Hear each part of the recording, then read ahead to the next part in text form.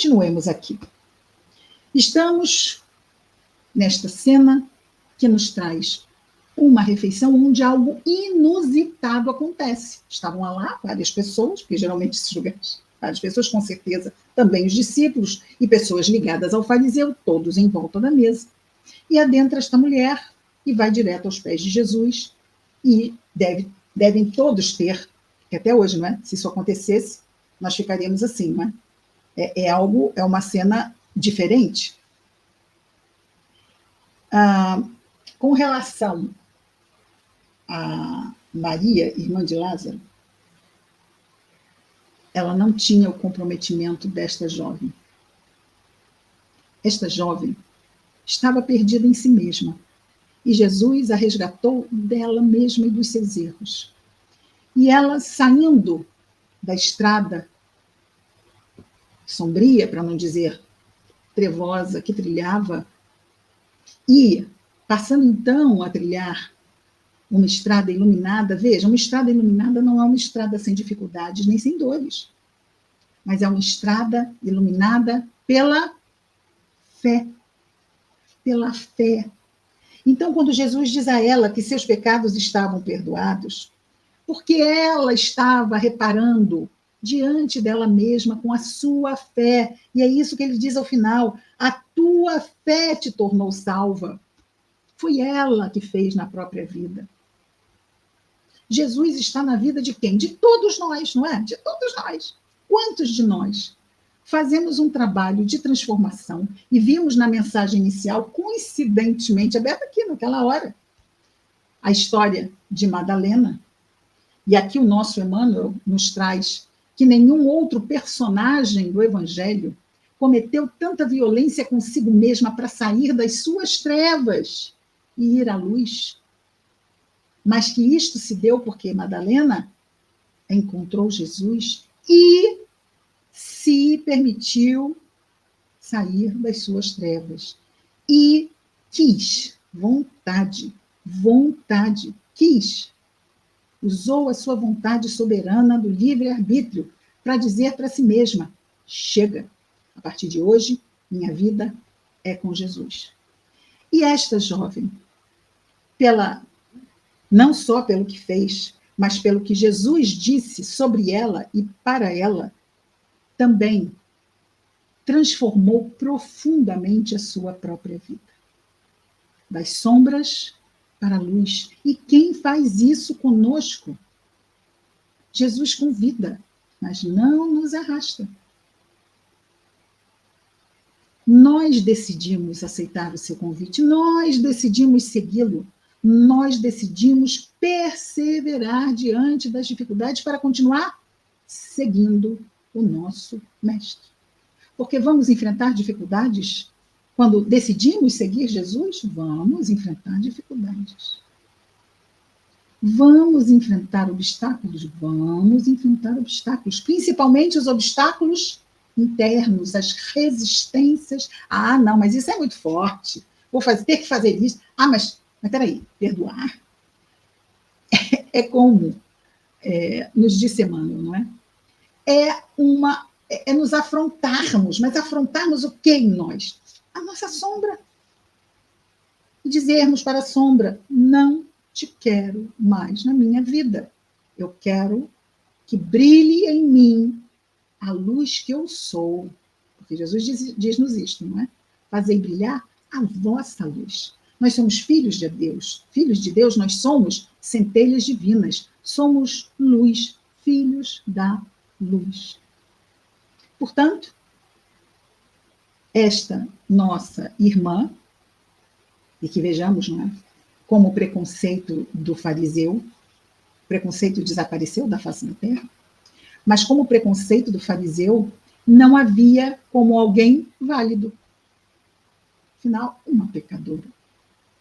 Mas é interessante, não é? Como diria o nosso querido Chico Xavier, não é? Qual é a diferença entre nós e aqueles que estão dentro dos presídios? É que nós sabemos os crimes deles. Então, quando vemos o fariseu falar desta mulher como pecadora, Ah, todos conheciam o pecado dela e o pecado dos outros. E aqui lembrando que a palavra pecado é uma palavra que para nós espíritas representa o erro. É usarmos mal o livre-arbítrio. Erro. Escolhermos de forma diversa, diferente da lei de Deus. Quando isso acontece, nós tratamos como um erro. Outras doutrinas religiosas tratam como pecado. Allan Kardec usa muitas vezes termos católicos na codificação. Mas vejamos, se ele usasse novos termos, de pronto, seria bem entendido? Olha, era uma doutrina por si só extremamente difícil. Embora seja muito antiga, já professada nos templos da antiguidade, o Espiritismo era agora o quê? Trazido a todos. E a religião, à época, era o catolicismo. Então, muitas vezes, Kardec fala a palavra pecado. Mas nós sabemos, porque estudamos toda a codificação, não é? Que não tem o mesmo significado. Por quê? Porque pecado nos leva a uma penitência, ok? Ou melhor, vamos lá, que antes da penitência ainda tem outra coisa, que é a culpa. Quando alguém reconhece que pecou, sente culpa. E é a culpa que leva à penitência. E eu posso me penitenciar. Isto não quer dizer que eu vou deixar de pecar. Não é? Então, pecado, culpa, penitência. Ah, então vamos lá. Ah, me arrependi. Penitência. Vou ajoelhar no meio e fazer muitos pais nossos. Pai nossos? Pai nossos. Ou Pai Nosso. Muitos Pai Nossos, acho que é melhor. Bom, e aí? Levanto do milho e peco de novo? Ah, mas aí pode ser que eu não peque porque eu não quero ajoelhar de novo no milho. Mas é isso, veja. Uma penitência não nos muda, não nos faz ver que não quero mais aquilo por causa do milho. Ah, que falta de consciência, não é? O que nos diz a doutrina espírita? Troca o quê? Pecado pelo erro, não é? Então, nós não pecamos, nós erramos. Não usamos bem o livre-arbítrio. Não usamos de acordo com a lei de Deus. Um erro. Percebi que errei. Eu sinto culpa? Por favor, a culpa é algo de uma inutilidade, e o pior de tudo é que ela é nefasta, não é? Porque leva exatamente a estados de punição, de autopunição. Mas sai a culpa e entra o arrependimento. Ah, eu errei. Nossa, errei. Estou arrependido. O que eu faço? Me arrependi, vou me penitenciar? Eu me arrependi e vou reparar o meu erro. Ah, mas já passou. Não vou poder reparar, está no passado. Calma, calma. Que a gente tem o nosso anjo guardião, que não dorme no ponto. Anota tudo. Prova não vencida é prova que será o quê? Repetida. Não tenhamos pressa, porque ela vai voltar. Ela vai voltar. Porque nós só passamos adiante quando aquela está vencida. Vejamos o que Jesus diz a esta mulher. Ela venceu. Ela venceu enormes obstáculos dentro dela. Ela se arrependeu e ela se corrigiu. Ela se reparou. Às vezes a reparação não é com o outro. Sempre o erro, mesmo que seja com o outro. Eu posso chegar, não é? Peço desculpa, errei. Estou arrependido. Vou procurar o quê? Se eu lesei, vou procurar reparar, não é? Compensar a pessoa do erro que pode ter promovido um prejuízo junto à pessoa. Mas e se esse prejuízo foi aqui comigo, como no caso dela?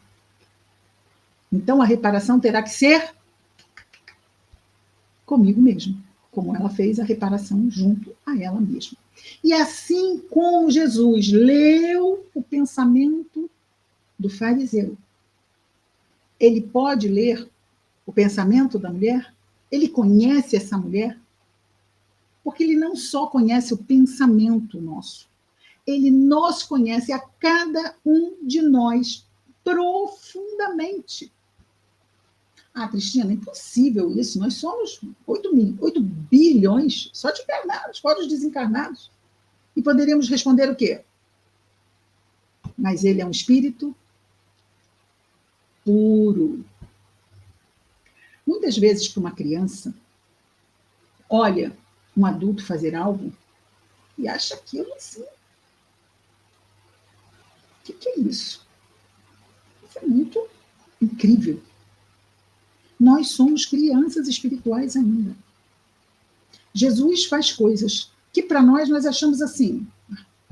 Não é possível. Não é possível para nós. Não é. Mas Jesus não está no nosso nível. Jesus é o governador do planeta Terra. Jesus esteve à frente da formação do planeta Terra. Só para a gente ter uma ideia da magnitude desse espírito. Está ali, reclinado. E neste momento, temos esta mulher a beijar seus pés e dizer que afortunada. Mas não é? Que mulher afortunada.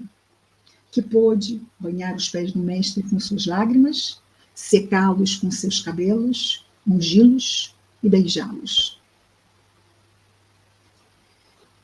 Seria bom se conhecêssemos a história dela, já imaginou? Chegar do lado dela e dizer, agora eu quero saber, que deve ser...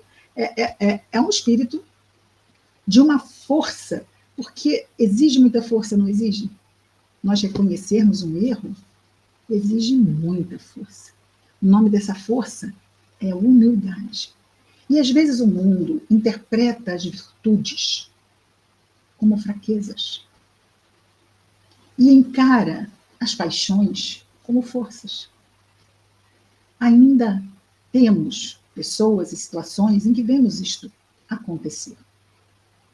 Mas nós sabemos que pela lente do Evangelho as coisas não são. Inclusive quando Jesus diz, não é? Que traz-nos a sua paz.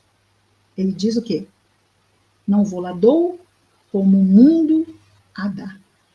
A paz de Jesus não é a paz do mundo. Esta mulher estava ali, para muitos, talvez uma pecadora, para outros, uma mulher que estava ali se humilhando em público. Mas o que ela está fazendo é pura luz. Mas o mundo não reconhece sequer, muitas vezes, a essa época, sequer que uma mulher fizesse alguma coisa relevante para o próprio mundo. E Jesus, no entanto, quantas e quantas vezes destaca o valor da mulher, porque nós somos espíritos, não é? Somos mulheres e homens, mas somos espíritos. E as nossas experiências reencarnatórias como mulheres e como homens são igualmente valiosas. Mas, no entanto, na história da humanidade, nós temos civilizações que valorizam muito a mulher, nós temos civilizações que valorizam muito o homem. Mas o certo é que os dois têm o mesmo e igual valor, porque somos todos o quê? Espíritos, filhos de Deus. Não somos homens, não somos mulheres, não somos brancos, não somos amarelos, vermelhos, não somos nada disto. Nós somos filhos de Deus. Simples assim.